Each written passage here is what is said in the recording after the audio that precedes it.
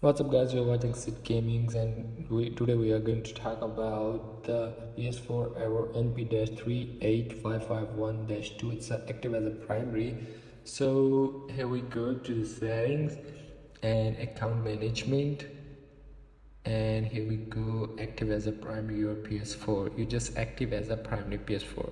So if you have your friend and he have a PS Plus or a games on his PSN account, you just sign in account in your PS4, both your and your friend, and you just go into your friend account and active as a primary, and then you get back to your PSN account in your PSN account, and then you can download it games, and you can enjoy a PS Plus, and you can play online games so that in your account. So that's how you can active as a primary, and you get that error sometimes because it's not going to play.